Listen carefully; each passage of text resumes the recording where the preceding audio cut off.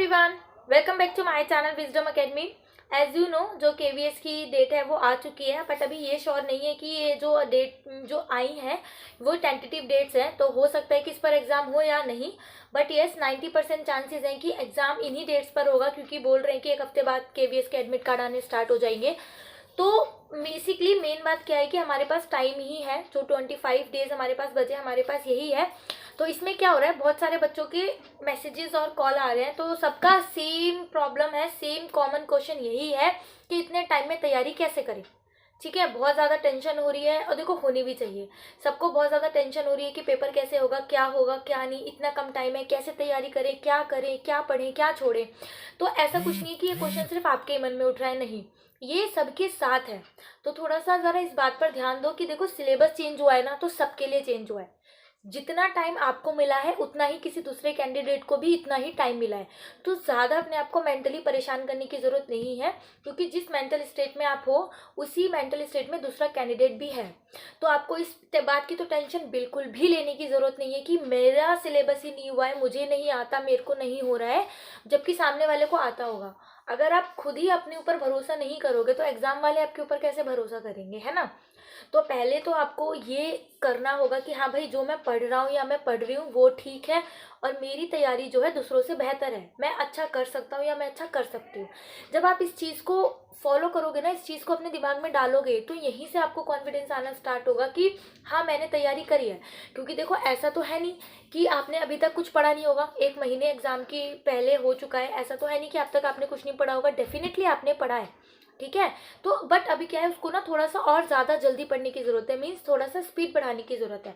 जैसे जब तक अभी केवीएस की डेट वगैरह नहीं आई थी तो हम कितना पढ़ रहे थे, 4 घंटे 5 घंटे इतना हम पढ़ रहे थे एक दिन में। या आपका जो भी स्केड्यूल होगा आप उसके अकॉर्डिंग सब्जेक्ट वाइज या पैटर्न वाइज या टेस्ट वाइज जो भी था आपका पैटर्न, आप उसके अकॉर्डिंग पढ़ रहे थे। बट येस, जब आपको पता है कि आपकी एग्जाम डेट आ चुकी है, आपके पास 25 to 30 डेज एक लिमिटेड टाइम ही है, तो ऑब्वियसली आपको अपनी पढ़ने की स्पीड भी बढ़ानी पड़ेगी। ठीक है, और साथ में पढ़ने का टाइम भी बढ़ाना पड़ेगा। पहले मान लो आप 1 घंटे में बैठ के 3 पेज पढ़ रहे हो, 4 पेज पढ़ रहे हो, तो आपको इसको ज़्यादा करना पड़ेगा, यानी कि अब आप 1 घंटे में बैठ के 6 पेज पढ़ो, 7 पेज पढ़ो। और अगर आप पहले दिन में 5 घंटे पढ़ रहे थे, 4 घंटे पढ़ रहे थे, तो थोड़ा इसका थोड़ा सा ज़्यादा कर दो, आप 8 घंटे पढ़ो, 9 घंटे पढ़ो। ठीक है, और ये टाइम ही है, ये जो कुछ टाइम है यही टाइम है जो एग्जाम में बच्चों के मार्क्स आएंगे ना, यही टाइम जो है डिफरेंस क्रिएट करेगा। जिसने इस टाइम पे पढ़ लिया, अच्छे से स्ट्रेटेजी बना के कर ली, तो वो बच्चा तो मार्क्स ले जाएगा। उसी के कंपैरिजन में जो बच्चा अभी भी इस टाइम को थोड़ा सा लाइटली ले रहा है कि इतने सारे बच्चे हैं, इतना कम टाइम है, कैसे करूं, सिलेबस ही नहीं पूरा हो रहा, अगर इसी में ही टाइम वेस्ट होता जाएगा तो वो फिर बच्चा कहीं में रेस में आपको दिखाई भी नहीं देगा, है ना। तो अभी भी ज़्यादा टाइम नहीं खराब हुआ है आपका, ज़्यादा टाइम वेस्ट करना छोड़ दो कि क्या करें कैसे करें। जितना आपके हाथ में है आप उतना करो। आपसे कोई नहीं कह रहा आप पूरे दिन में एक एक बुक खत्म कर दो या दो दो सब्जेक्ट्स के सिलेबस खत्म कर दो, नहीं। आपसे जितना हो रहा है आप उतना तो करो। एटलीस्ट जो टाइम आपके हाथ में आप उसको तो यूटिलाइज करो, उसका तो खत्म मत करो ना, उसको खराब मत करो। ठीक है, देखो मोस्ट ऑफ द बच्चों के साथ पता है क्या प्रॉब्लम होती है। जैसे कि मान लो आप लोगों ने ना एक टाइम स्केड्यूल डिसाइड करा है कि मैं इतने बजे से इतने बजे तक ये करूंगा, इतने बजे से इतने के बाद ये पढ़ूंगी, फिर मैं ऐसे करके टाइम करूंगी। तो आपने एक पहले से प्री डिसाइड कर लिया, ठीक है। फिर अब उसके बाद क्या होता है, मान लो सुबह आपने स्टार्ट किया कि मैं 9 बजे से पढ़ने बैठ जाऊंगी, बट ठंड का टाइम है, आप लोग उठ नहीं पाए, तो आपको 10 बज गए उठते उठते, 10 साढ़े 10 11 बज जाए, मतलब आप फ्री हो पाए पढ़ने के लिए, आप फ्री हो पाए 11 बजे तक। तब अब आपके दिमाग में क्या एक चीज़ आती है, अरे यार 9 बजे से पढ़ने सोचा था, 11 बजे से पढ़ रहे हैं, अब तो मैं क्या ही कर पाऊंगी, क्योंकि 2 घंटे तो वो पहले वेस्ट हो गए। अब आपको लगता है कि अब इतना कम टाइम बचा, इतने में मैं क्या कर पाऊंगी।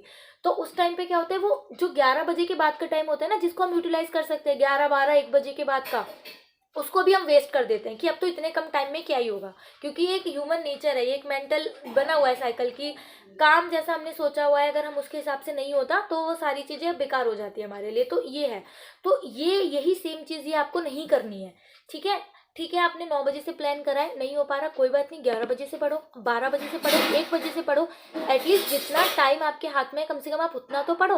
और फिर जब एक बार वो टास्क पूरा हो जाएगा ना कि हाँ भाई 11 बजे वाला, 12 बजे वाला, 1 बजे वाला मैंने पूरा कर लिया, तो आपको खुद को ही कॉन्फिडेंस आएगा, आपका खुद का ही मन करेगा कि जो मैंने 9 10 11 बजे वाला मेरा पोर्शन छोड़ दिया है, क्यों ना मैं उसको भी कंप्लीट कर लूँ, क्यों ना मैं उसको भी पढ़ लूँ।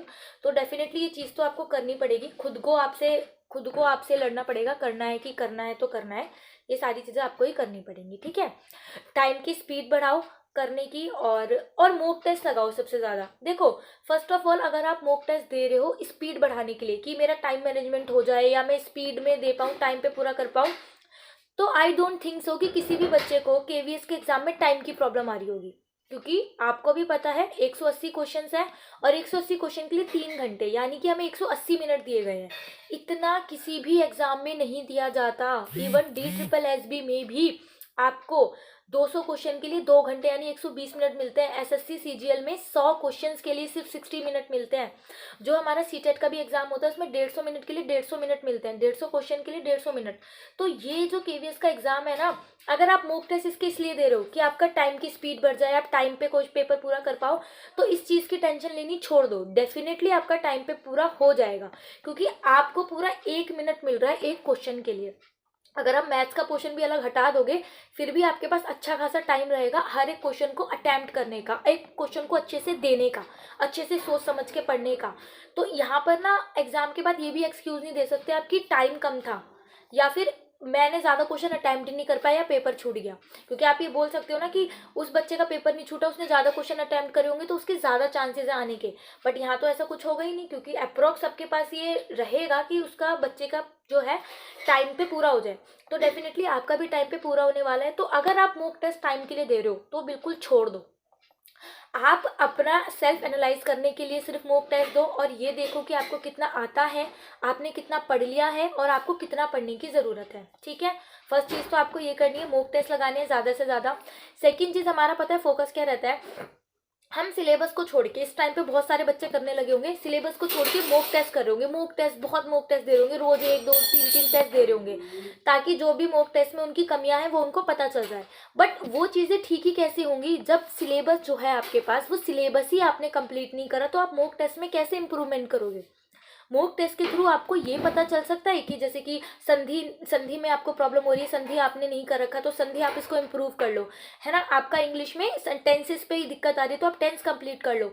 लेकिन जो हमारा साइकोलॉजी का पार्ट आएगा, जो पेडागोजी का पार्ट है, जो ईवीएस का पार्ट है, जो हमने बेसिक ही नहीं पढ़ा, जो मीन्स हमें पता ही नहीं है किस टॉपिक में से आ रहा है, तो हम उसको कैसे ठीक करेंगे। तो ये बहुत अच्छी बात है कि आप मॉक टेस्ट लगा रहे हो, मॉक टेस्ट साथ में लगाओ, कोई प्रॉब्लम नहीं है। बट यस, मॉक टेस्ट के साथ आपको सिलेबस नहीं छोड़ना, एक साइड से आपको सिलेबस लेकर के चलना है और दूसरी साइड से आपको मॉक टेस्ट लगाने हैं, ठीक है। सिलेबस करना कंपलसरी है, मतलब सिलेबस करना मस्ट है।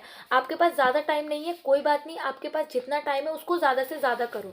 और सबसे बड़ी बात है आपको रिवीजन करना, ठीक है। अगर मान लो आप पढ़ते जा रहे हो, आगे के लिए पढ़ते जा रहे हो, पूरा सिलेबस आपने कर लिया लेकिन आप पीछे का भूलते जा रहे हो, तो फिर उसका भी कोई फायदा नहीं है ना। तो क्या करना है आपको कि जब आप अच्छे से पढ़ रहे हो तो आपको डेली रिवाइज करना है, वीकली रिवाइज करना है, फिर एक 15 दिन में फिर से रिवाइज करना है, और एक पूरा मंथ पे कि पूरे मंथ में आपने कितना पढ़ा है पूरा मतलब रिवाइज करना है। मीन्स 4 तरीके से आपको रिवाइज करना है, डेली, वीकली, फिर 15 दिन में और 30 दिन में, ताकि कम से कम जो चीज़ हमने पढ़ी हुई है ना, इसके बाद भी जो सारी चीज़ें हमने पढ़ी है उसका 60% हमारे दिमाग में बैठेगा, वो भी एक कवर कि हमने ये सब पढ़ा हुआ है। तो डेफिनेटली रिवीजन तो बहुत ज़रूरी है, उसको आप छोड़ नहीं सकते। तो अभी आपको क्या करना है, देखो जितना भी सिलेबस आपने कर लिया है, सेकंड चीज़ आप उसको रिवाइज करो, और मॉक टेस्ट कर रहे हो बहुत अच्छी बात है, मॉक टेस्ट भी करो, बट साथ में ना चीज़ें पढ़ते जाओ, मीन्स टॉपिक कवर करते जाओ। जितना ज़्यादा आप सिलेबस कवर करोगे ना उतना ज़्यादा आपके लिए बेनिफिशियल होने वाला है, क्योंकि देखो आउट ऑफ द सिलेबस तो टीचिंग का एग्जाम आने वाला है नहीं, ईवीएस का एग्जाम हो रहा है 4 साल बाद हो रहा है, पैटर्न चेंज हुआ है, वो सबके लिए चेंज हुआ है, तो वो ऐसा रिस्क नहीं लेगा ना बोर्ड की अलग से पेपर देने का, और अलग से पेपर आता भी है तो फिर वो सबके लिए आएगा। बट सबके लिए आता है तो अलग बात है, बट इन पेपरों में अच्छा कौन करेगा, जो सिलेबस कंप्लीट करेगा, क्योंकि क्वेश्चन कहाँ से आने वाले हैं, सिलेबस में से। हम तो यही मान के चलते हैं ना, सिलेबस क्यों दिया जाता है बच्चे को, ताकि उसको पढ़े और उसमें से फिर क्वेश्चन पूछे जाएंगे, पेपर बनेगा। तो क्यों ना हम वो सिलेबस ही कंप्लीट करके रख लेना जहाँ से बच्चे का क्वेश्चन आने वाला है, तो ऑब्वियसली हम अच्छा स्कोर करेंगे। तो अगर आप लोगों ने सिलेबस पढ़ना छोड़ दिया था तो ये गलती बिल्कुल भी मत करना, अपना सिलेबस सबसे पहले कंप्लीट करके रखो, उसके अकॉर्डिंग मॉक टेस्ट देते रहो, ठीक है। मॉक टेस्ट ज़्यादा से ज़्यादा लगाओ। हो सकता है आपने कोई टॉपिक पढ़ रखा है या टॉपिक नहीं भी पढ़ रखा, तो भी उस टॉपिक के क्वेश्चन अटेम्प्ट करो, ताकि आपको पता चले आपकी उस टॉपिक की बेसिक अंडरस्टैंडिंग कितनी है। मीन्स जितने ज़्यादा आप लोग मॉक टेस्ट लगाओगे अच्छी बात है, उससे आपकी इंप्रूवमेंट ही होगी, आपको पता चलेगा कहाँ पे आप गड़बड़ कर रहे हो। बट अगर आप पढ़ना छोड़ दोगे तो वो फिर इंप्रूवमेंट का कोई फायदा नहीं रहेगा ना, क्योंकि आप वो पढ़ाई में आपका ऐड ही नहीं होगा। जो आप पढ़ाई कर रहे हो वो पढ़ाई में ऐड ही नहीं होगा। तो सबसे बेहतर यही है कि सबसे पहले अपना सिलेबस कंप्लीट करो, उसके बाद मॉक टेस्ट पे अपनी कमांड बनाओ, और आपके पास अब जितना भी टाइम है उसमें थोड़ी सी अपनी स्पीड बढ़ाओ, पढ़ने की टाइमिंग बढ़ाओ। और देखो थोड़ा बहुत तो सेक्रीफाइस करना पड़ेगा। अगर आप कहीं पे वर्किंग हो तो आप 1 महीने की छुट्टी ले लो, 1 महीने की सैलरी, 2 महीने की सैलरी तो आपको सेक्रीफाइस करनी पड़ेगी। अगर आप सोचो कि आप काम करते करते पेपर दे लोगे तो निकालना बहुत ज़्यादा मुश्किल हो जाएगा पेपर। ऐसा नहीं है कि इम्पॉसिबल है, बट यस आपको भी बहुत ज़्यादा प्रॉब्लम फेस करनी पड़ेगी, मेंटली प्रेशर बनेगा कि जॉब का भी काम है, पढ़ाई का भी काम है, और फिर आपको पता है आज के टाइम में कितना ज़्यादा कंपटीशन है ना, बहुत ज़्यादा कंपटीशन बढ़ा हुआ है, और ये चांस पता नहीं कब मिलेगा। तो अपने दिमाग में यही बांध करके चलो कि भाई ये हमारा लास्ट चांस है, और एनी हाउ हमें ये निकालना है, हमें ये पेपर करना है, नो मैटर सामने वाला क्या कर रहा है क्या नहीं, हमें अपने आप से मतलब है, हमें देखना है कि हम कितना कर सकते हैं, हम कैसे कर सकते हैं, ठीक है। और अगर आप वर्किंग हो तो आप छुट्टी लो, और अगर आपके साथ मान लो आप हाउस वाइफ हो, घर में बहुत ज़्यादा काम रहते हैं, तो भाई घर वाले को सामने बिठा करके बात करो कि देखो ऐसा ऐसा है, और ये कोई परमानेंट तो काम है नहीं कि मैं परमानेंट ही सब कुछ छोड़ के पढ़ने जा रही हूँ, नहीं, मुश्किल से मुश्किल 1 महीना, तो जो 1 महीना बचा है उसमें 10 घंटे 12 घंटे जितना पढ़ सकते हो पढ़ लो, क्योंकि ये सिर्फ टेम्पररी है, ये टाइम आपको 1 महीने ही देना है, इससे ज़्यादा नहीं। और 1 महीना अगर आपने यहाँ दे दिया तो हो सकता है आपकी पूरी लाइफ सेट हो जाए, और क्या पता इस 1 महीने के चक्कर में आपको पूरी लाइफ सफ़र करना पड़े। तो घर वालों से अगर कुछ प्रॉब्लम है, फैमिली प्रॉब्लम है, कुछ मेंटली परेशान हो, या कोई भी आपके साथ प्रॉब्लम है, तो बात करो घर वालों से, बिठाओ, सॉल्यूशन निकालो कि भाई ये ऐसे ऐसे दिक्कत है और कुछ टेम्परेरी कुछ दिनों के लिए है, तो कुछ आप करो एडजस्ट, कुछ मैं करूँगी, और इस तरीके से आपको पढ़ना है। मीन्स पढ़ने के अलावा देखो, पढ़ने के अलावा कोई और ऑप्शन तो है नहीं, पढ़ना ही है, बिना पढ़े तो पेपर क्लियर होने वाला नहीं है, तो पढ़ना है हमें। सो अभी यही है कि जितना टाइम हमारे पास में हम उसको ज़्यादा से ज़्यादा यूटिलाइज कैसे करें। तो ये इससे अच्छा है बार बार बोलने से अच्छा कि हम कैसे करें क्या होगा, बहुत कम टाइम है, हो गए 3 4 दिन, अब इस चीज़ को छोड़ दो। अभी अब ये देखो कि हमारे हाथ में कितना, हम कितना दे सकते हैं, ताकि आगे आ जा करके हमारा रिजल्ट कुछ भी हो, पता नहीं हो ना हो, बट कम से कम खुद से ही अंदर ये गिल्ट ना रह जाए कि काश उस टाइम पे पढ़ लिया होता, काश उस टाइम पे हमने ही कर लिया होता, या थोड़ी सी वो चीज़ें साइड करके अपना पढ़ाई पे ध्यान दिया होता। कुछ कुछ मार्क्स से जो रह जाते हैं फिर वो बहुत टाइम तक दिल में रह जाता है। पता है जो 10 नंबर से 5 नंबर से रह जाएंगे उनको ये था कि ठीक है अगली बार इतने कवर हो जाएंगे, पर जैसे जो 0.5 से रहते हैं, जो 0.73 से रहते हैं, जैसे मैं, वो टाइम से ओवरकम करना ही ना अपने आप में बहुत चैलेंजिंग हो जाता है, बहुत मुश्किल हो जाता है। तो आई डोंट थिंक सो कि आप में, मैं नहीं होप करूँगी कि, मीन्स मैं सोचूंगी भी नहीं कि आप लोगों को ये सब कभी भी फेस करना पड़े, ऐसा आपके साथ ना हो। तो हमारे पास जितना भी टाइम है उसको यूटिलाइज कर लो, जितना भी सोर्सेज आपको पता है, जो भी चीज़ें आपके पास है, जितना भी कोर्सेज आपने ले रखा है, आप पढ़ो, ठीक है। और अगर आपको कोई अदर इन्फॉर्मेशन चाहिए, किसी भी तरीके की हेल्प चाहिए, तो डिस्क्रिप्शन में लिंक है, आप लोग टेलीग्राम चैनल ज्वाइन कर सकते हो, और आपको कोई भी क्वेरी होती है तो वहाँ पे सेंड कर दोगे, तो जो भी बच्चे होते हैं वो आपको आंसर कर ही देते हैं। मीन्स बहुत सारे बच्चे हैं वो आपस में एक्टिव रहते हैं, आपकी कोई भी क्वेरी हो, कोई भी क्वेश्चन हो, तो आप वहाँ पे सेंड कर सकते हो। तो बच्चे, मैं अगर नहीं आंसर करूँगी तो बहुत सारे बच्चे कर देंगे, जो भी आपकी प्रॉब्लम हो, एक्सप्लेनेशन हो, आप वहाँ पे पूछ सकते हो, ठीक है। और अगर कोई भी किसी भी तरीके की हेल्प हो तो डेफिनेटली आप ग्रुप में बता सकते हैं, ठीक है।